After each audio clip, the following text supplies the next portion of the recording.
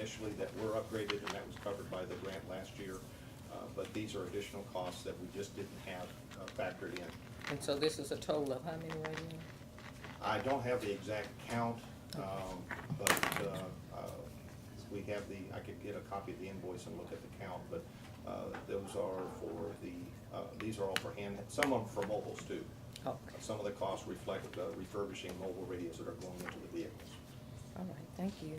Okay. Mr. Lilly, do you know off the top of your, I know we had a discussion at BB Wax and all, in some of those meetings, but do you recall what had we had to purchase them new, what the cost would have been to us? If we were to buy just the handhelds new, current price per radio unit is around $10,000 per radio. You can sometimes get them a little cheaper, but they run about $10,000 to $12,000 per radio. Per radio? Per radio, yes, sir. And we were needing how many? And we needed upwards of about 103 handheld and, don't quote me on this, but about 45 mobile. That would be to cover all the sheriff's department vehicles, the constables, my vehicle, and the fire apparatus. So, but yeah, it would have been, and the mobiles would be even more. Those cost about $15,000 a piece. Thank you, sir. I had one other question, and I'm sorry. That's all right. I tried reaching your office yesterday. On number 10, on the minutes for the special meeting, What's your date? 20th of June.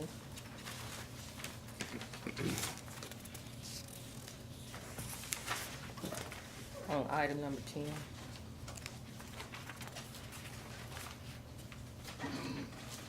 Item number 10. Was, Discuss did and we take take action any to approve. action, or?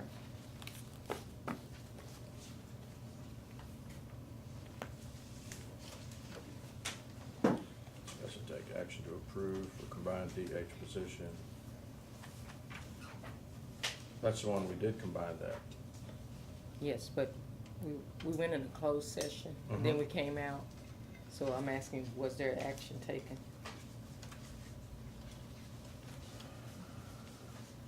I'd have to, it was a closed session, I'd have to review Could we? the minutes Put of this on the that. next one? Sure. Just confirm. Sure, absolutely.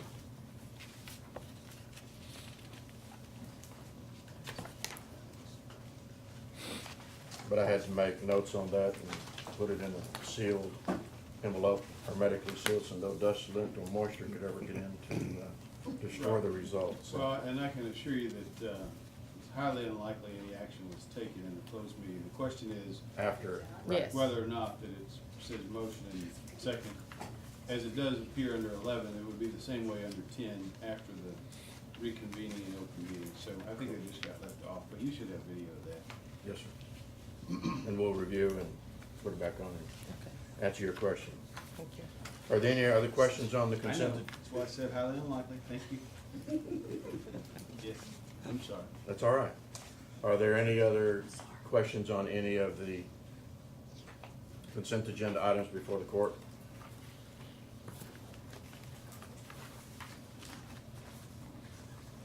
Is there a motion? I move that we approve the consent agenda items with the exception of the minutes dated June 20th, 2018. I second the motion. There's a motion before the court on consent agenda items number 3, 4, 5, and 6 with the exception of June 20 minutes after a review, seconded by Commissioner Dobianski. All in favor, say aye. Aye. Opposed? Motion carries. Agenda item number 7, Chief Appraiser Tax Office, Mr. Mark Beneke. And Mr. Beneke, I just want to tell you, last night's board meeting that I attended was the most exciting board meeting I attended yesterday evening. Well, thank you. You're Same, welcome. same here. It was exciting for me too. Oh, and thank you for coming. I got some handouts for y'all. Appraisal district, we mailed out appraisal notices. The public has filed their protest. The ARB has heard the protest, and we have completed that function for 2018. Golly, the year's going by. And for the citizens in court, the ARB is Appraisal Review Board? Yes, sir. Yes, sir. That's made up of the citizens throughout the county that's set as a quasi judicial body. They listen to the appraisal district, they listen to the property owners, and they render a decision. Today is actually the date that's set out in the tax code that we're supposed to have certified the values. You're supposed to have not less than 5% outstanding. That's still under ARB review. We're blessed is that we got through, so we have no properties outstanding. We're 100% certified. Very good. So the packet I've given you. And that's commercial and residential? Yes, sir, that's everything. So, on the first page, it's 3 pages. This is probably the information that's most pertinent to the Commissioner's Court. It's the amount of value that you can levy a tax against. Behind it is the breakdown of all the value in the county. And I guess what's interesting to me, if you look near the top in the bold, is this total market value. The total market value of all the property in the county, we estimate to be $5.7 billion.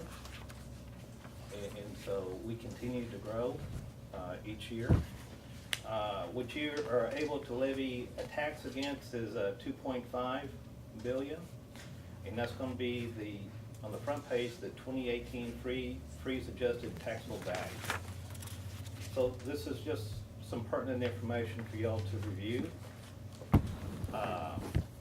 And then on the second packet, it's 2 pages.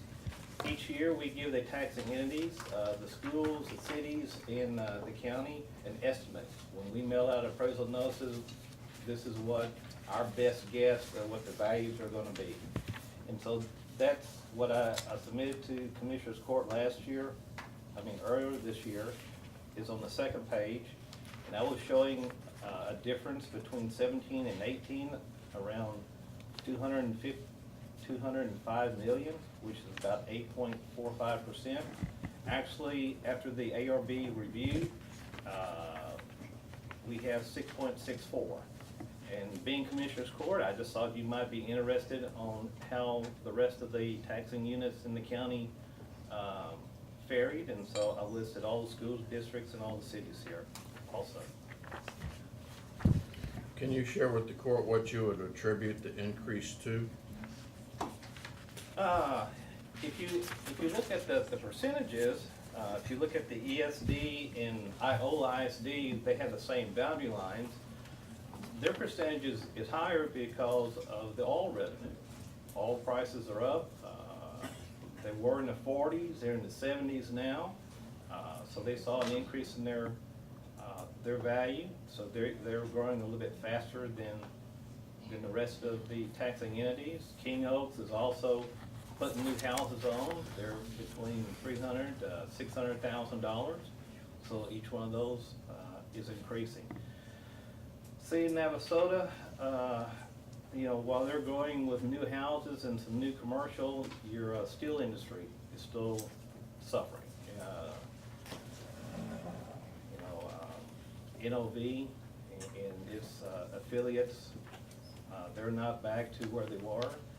Now for Anderson ISD, Rolagon had laid off most of their employees, and if you drive by there, they have a sign, they're hiring people, so, their value's up for 18 and probably will keep growing for 19 also, so they look good. And a lot of the questions we get from citizens is, why is our land value, our house value going up? Montgomery is higher than us. We got College Station, they're pushing values. I would say, people, they can get more for their money at King Oaks than they can in College Station. And I think that's one of the attractions to King Oaks, because if they want to go to College Station, they just get on 30 and it's about a 15-minute drive.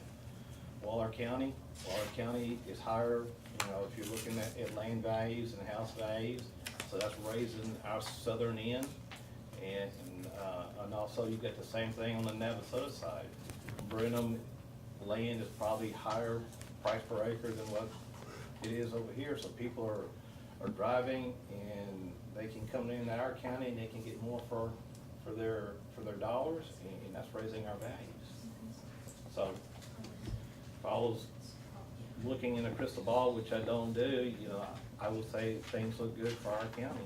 And as far as the county, you're gonna have continued demands on services. So we're gonna keep growing. So with that, the judge asked me about a revenue estimate, and so, we just got the value certified. We're gonna start working on the effective tax rate and the rollback rate for the county. We start that process today, so I don't have that spreadsheet that we give to you each year, but I took last year's, values in your tax rate. And then I took your new value, times the same tax rate, and projected the difference between the two if you kept the tax rate the same. And your increase would be $967,000. Do you have that written down somewhere on these documents? Yes, sir, that's on the last page. Oh, okay, I didn't see that, all right.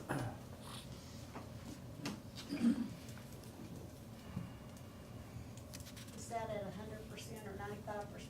95. 95%. Which last year we did or this year we did 96, We went at 96 collection rate. this year. Did you have a chance to look at this? I didn't have a chance to email you. I have my sheet and it differs just a tad. But we're close. Yeah, I did. Okay. So if you want Which one's higher? it. We'll use his then. No, that's not how it works. It's always good to be on the conservative side. Yeah, we'll go with ours. No, just a minute. Somewhere in the middle. Somewhere in, What was your number? 866.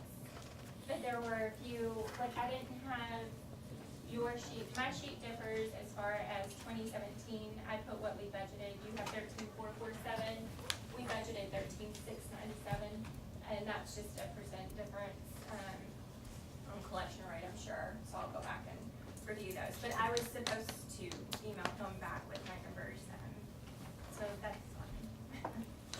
So we figure at 95% collection rate, last year we did at 96% collection rate.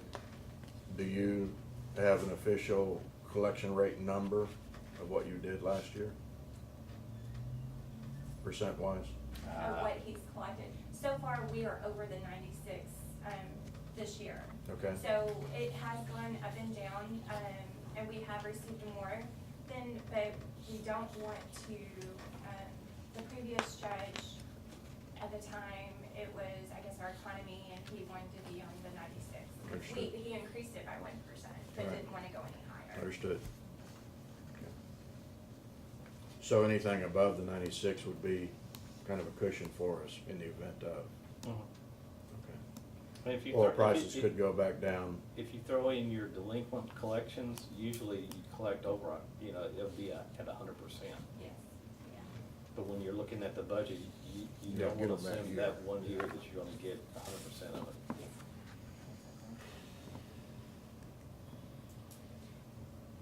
Can I, Yes, ma'am? okay, so in previous years, we haven't really keeping the same tax rate, and that was one of the questions I wanted to call you yesterday. Can I get you come to the podium so you're closer to the microphone, and I know you hate that, but because. Can I just like withdraw my question? Get on.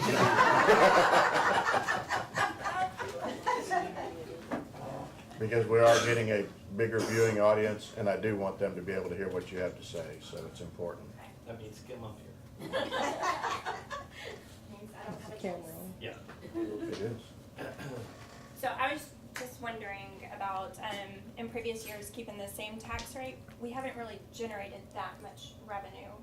Usually it's like 250, 300. So my question would be, why such the big difference, the 800 or well, I have 866, you have 967. Well, you got more taxable value, that's the increase. Yes, so my,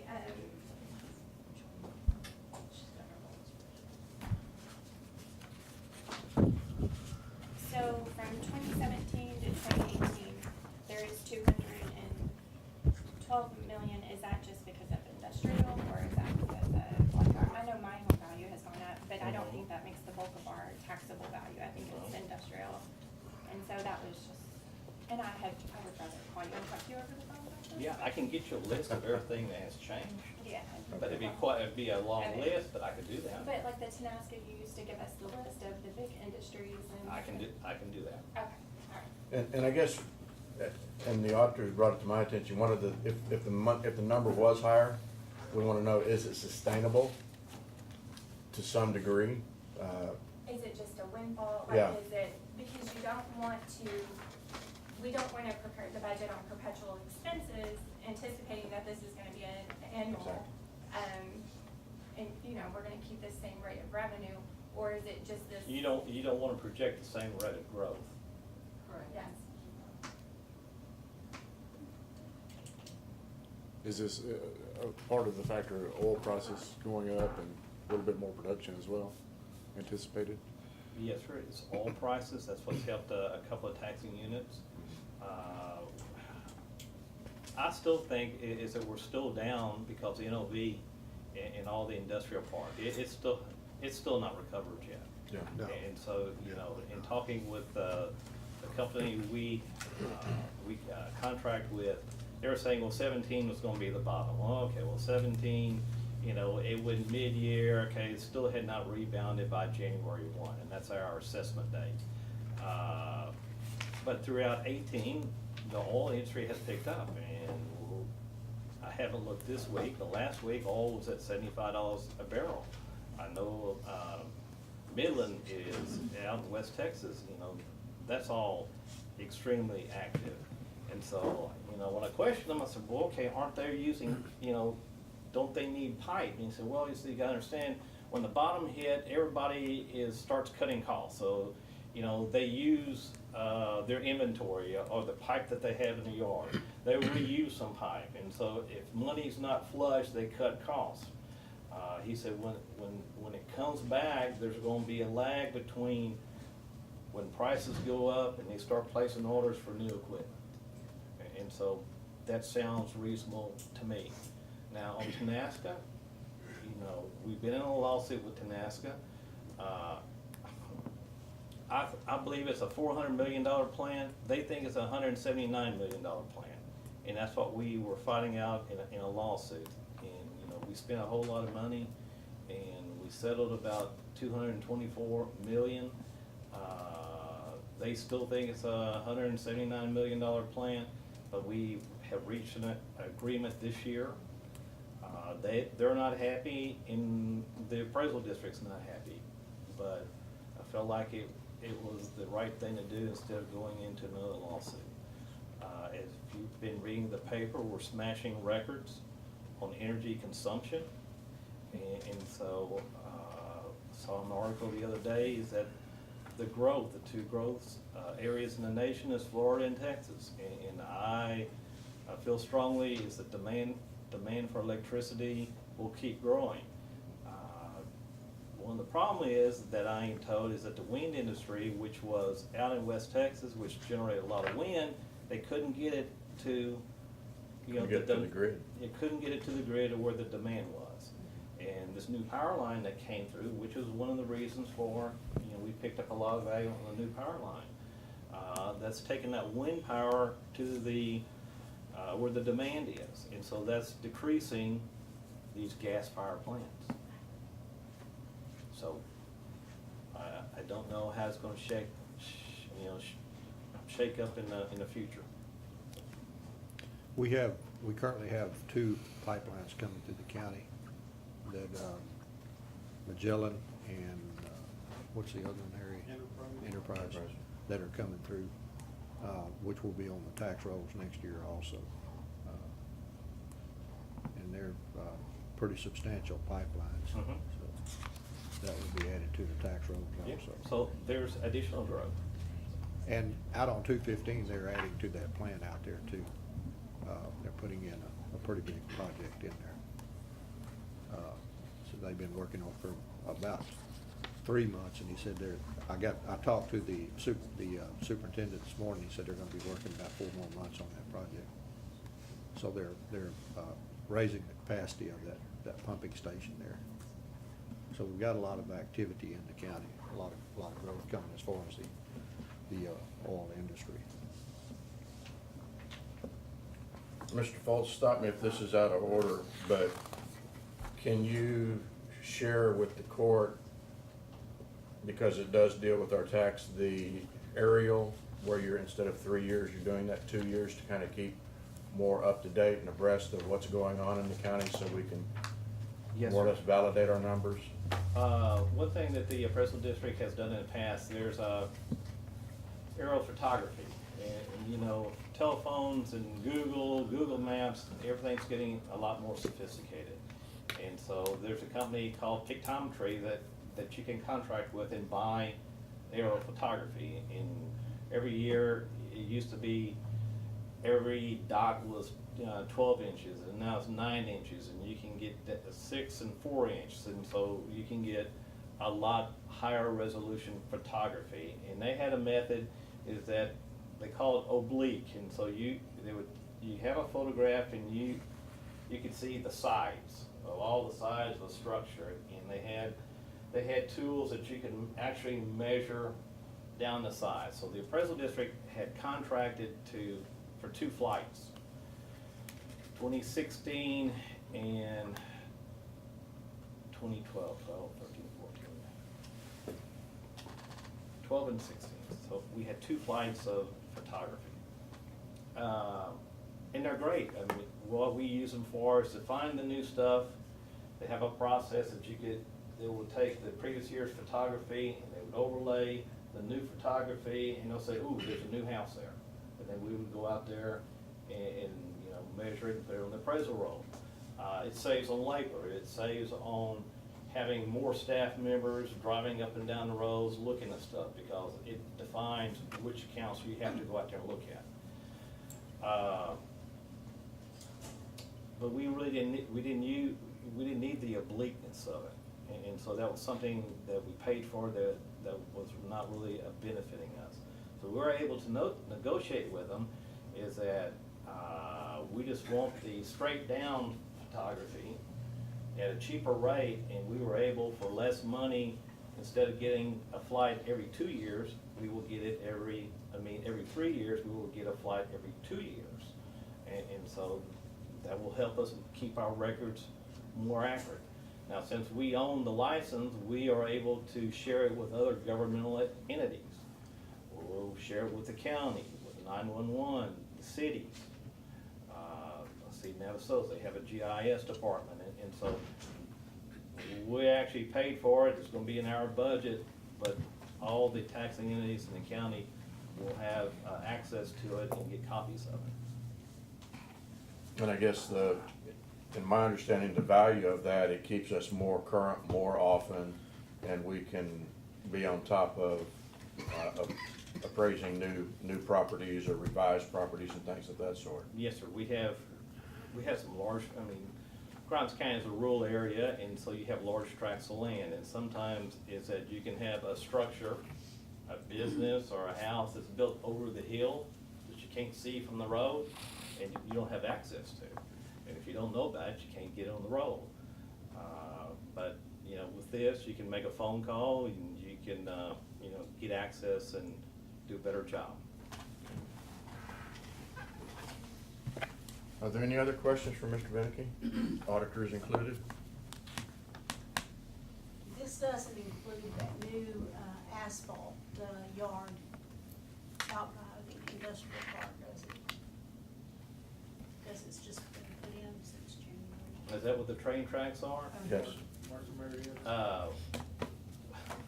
did you put asphalt? We put had photography, they were saying there was nothing there as the first of the year. And here's about photography. Well, Google had flown that area in September of 17.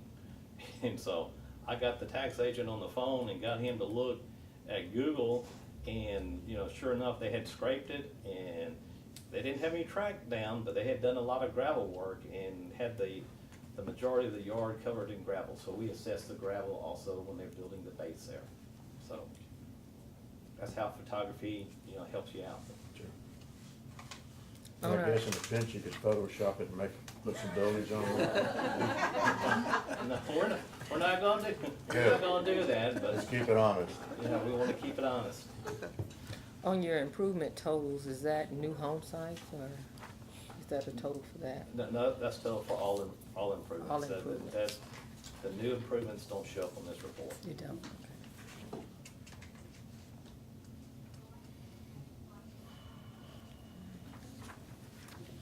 Anything else?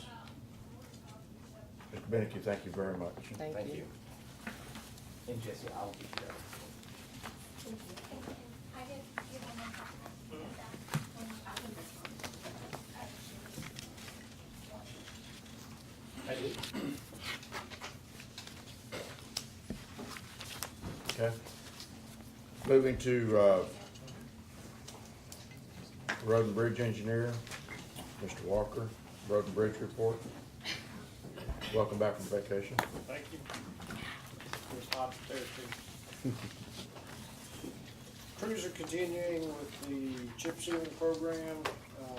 So far, we've gotten Jobert, Pavlock, 344, Racy, and Tria done. And unfortunately, we've had some issues with folks that don't appreciate what we're doing and decide to do vandalism.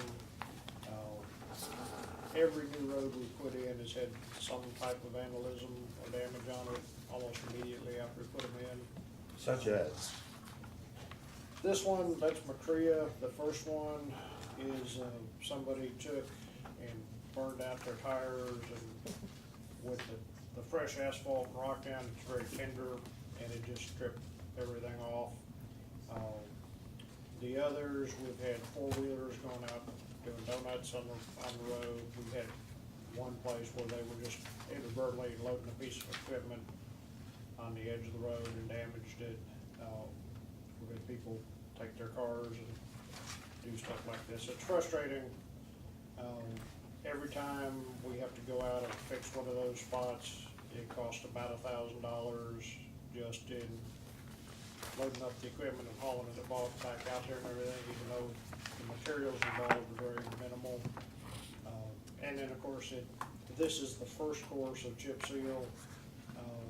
We can repair those spots, but it's gonna reflect in that second course, because these are very thin courses. You won't have a nice, smooth, and pretty road when you're done. Is this damage a result of them doing this very soon after it's laid down? Yes, within a matter of days after it's been put down. I think we ought to put the commission, when you do chip seal in a particular precinct, I think we ought to put that commissioner on guard till the process is solved. Y'all wanna volunteer? We did on McCrea. We've actually turned that over to the sheriff's office. We have a pretty good idea of who did that. And it's just, it's frustrating. Absolutely. Because, people get aggravated because somebody else got a new road and they didn't, or they just think it's an opportunity to play, whatever. We had a call yesterday that gave me an idea of who might have been on the four-wheelers down on Pavlov too. So, Yeah, we get a little tidbits of information from the neighbors and things. Of course, they don't appreciate it either. Most of the folks really do appreciate the work we're doing, but you get a few, bad apples that just have to damage things, so it's frustrating. But I'm surprised. overall, the crews are doing well. We're finishing up the rock work, getting that set up on the Carlton Speed Ranch area right now. And I've started the ditch work on Camellia and Azalea, getting those areas prepared for chip sealing probably next week. And then we're just starting to prepare the Glenswood area ditch work. That'll be a single course, go back over the existing asphalt there. We did send out notices in that neighborhood, because there's so many folks in the neighborhood to begin with. Quite a few people that are gonna have to replace driveway culverts, or at least have repairs made on them, so to make the ditches work. So Who bears the expense on that? The homeowner or the the county? driveway culverts belong to the homeowner. It's their responsibility. And we've notified them that they may be requested to to replace their culverts, and we're generating a list of which ones have to be replaced, and we'll get that out, try to coordinate it while we're working in the area, so we can make the drainage work the way it's supposed to. If there's a citizen that's not financially capable, Mr. Lilly, is that something that can be done on the mitigation grants, flood mitigation? Because improving the drainage and replacing the culverts would enhance the flow and We removal of have water. asked for culvert money in the one grant we have received, for the 201, 202 area. Yes, sir. Part of those costs were for driveway culverts, on that very basis that the lack of proper driveway culverts, creates damages to the road. Right. Cause the water has to go somewhere. Right. And a lot of times it goes around, eats out the road, so, that's, that's something we're trying to do on these grant programs. But that's specific spots. Okay, but just a thought as we prepare that documentation. Thank you. Elsewhere, the Great All Crew, of course, has been helping out with that effort. Our side ditching crew, apparently went berserk and more than doubled their mileage for the year in a week's time. You were on vacation, you were not there Apparently, pestering them. I've been holding them back. Now, there's a typo in there. It says 479 miles. It should be 279 miles. But he had a really good week while I was gone. That is good. Yeah. He's doing a great job overall. I mean, we've got so much more this year, as he's gotten comfortable what he's doing, and with the new foreman over that crew, it's helped a lot. So, Good. any questions? Thank you. Agenda item number 8, consider and take action regarding burn ban and authorize the county judge as signatory. Mr. Lilly, do you have a fire department chiefs or the chiefs report or Parks and Wildlife? Yes, Judge, I've called, I haven't reached all the chiefs, but, I've reached 4, fire chiefs. They've all, agreed that it's probably prudent to go ahead and have one. We are anticipating rain early next week, but I explained to them that we have the burn ban on the agenda every Wednesday, so it is probable that we could have it for 1 week and you guys could reconsider next Wednesday and possibly lift it. In addition to that, all of our neighboring counties around us all have burn bans now. So usually, it's all, they call it the domino effect. Usually it's prudent to go ahead and put one in place, if nothing else, to support our neighbors in their efforts to control fires. But just to note, several chiefs mentioned that we haven't had a significant amount of fire activity as of yet. But again, they all agreed that it's probably prudent to at least consider that for 1 week. Okay, thank you, sir. Based on Mr. Lilly's comments, is there further discussion, consideration, or is there a motion? Commissioner Mallett, you're on the higher dryer Yeah. end, I don't. I move to, I guess what's the right term? To, Order is fine. yeah, order a burn ban for Grimes County and authorize the county judge as signatory. Second motion. Is there further discussion? There's a motion before the court to order a burn ban for Grimes County, which will be agenda item number 8, and we would initiate that immediately upon adjournment of this meeting. All in favor say aye. Aye. Opposed? Motion carries. Are there any additional, agenda item number 9, are there any additional updates on the strategic plan?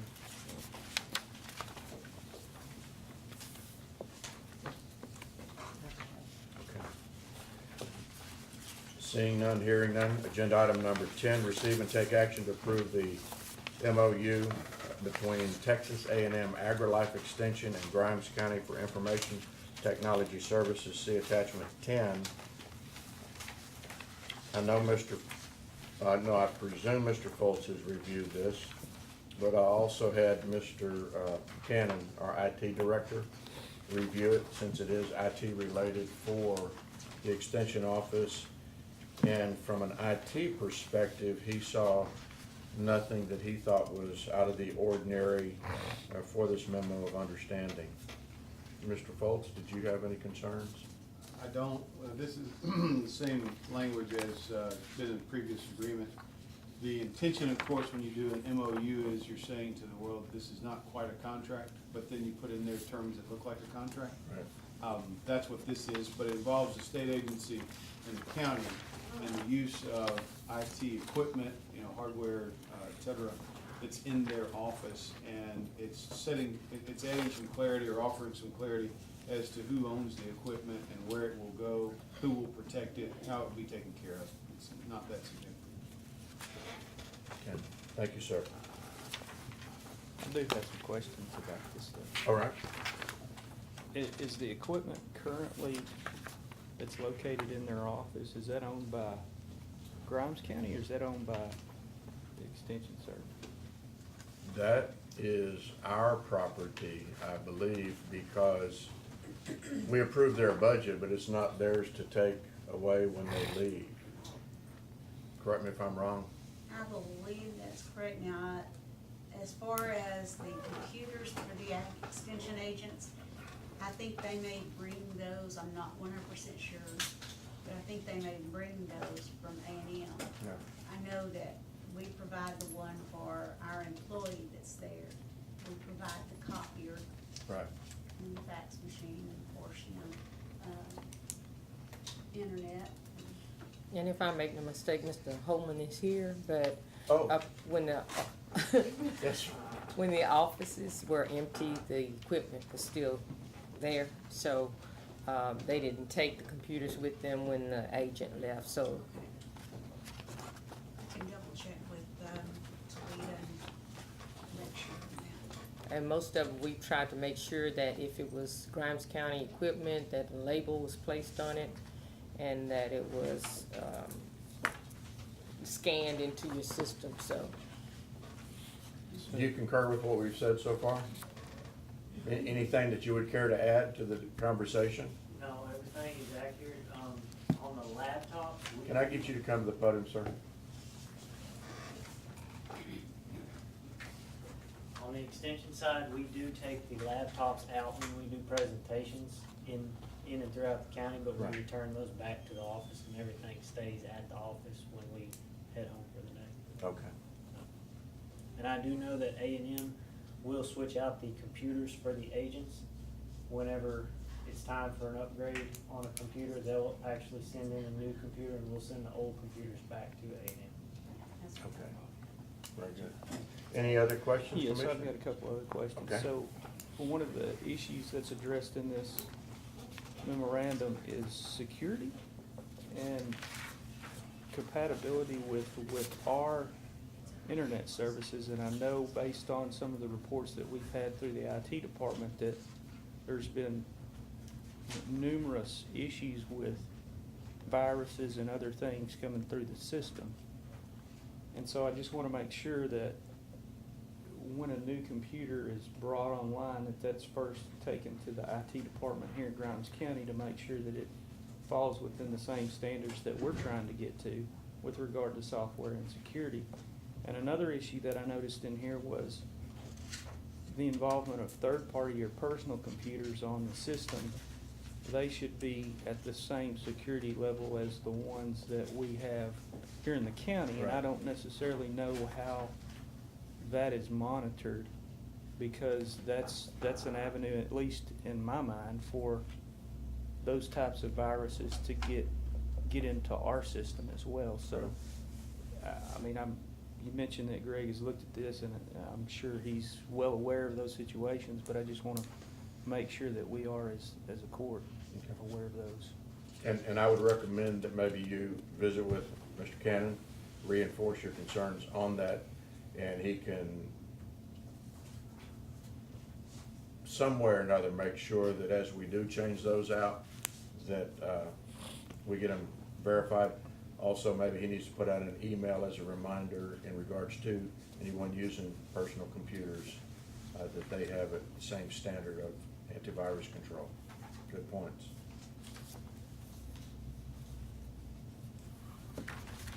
Anything else? Any further discussion? No, I don't have any questions. Okay.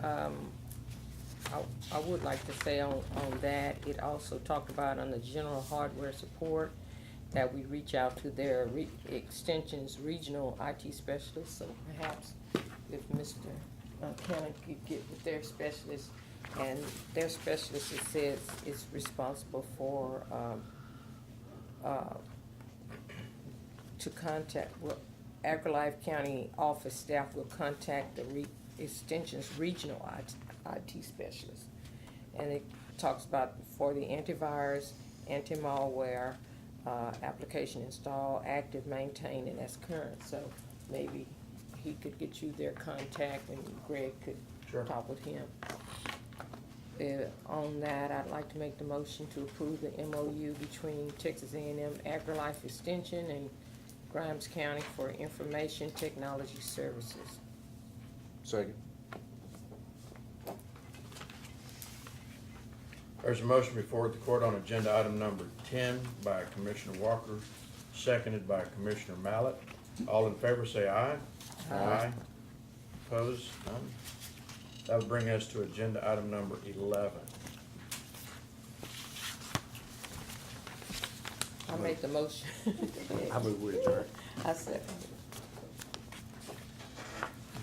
There's a motion before the court by Commissioner Dobianski, seconded by Commissioner Walker to adjourn this meeting. We are adjourned, and it would be about 9:47. It also talks right here.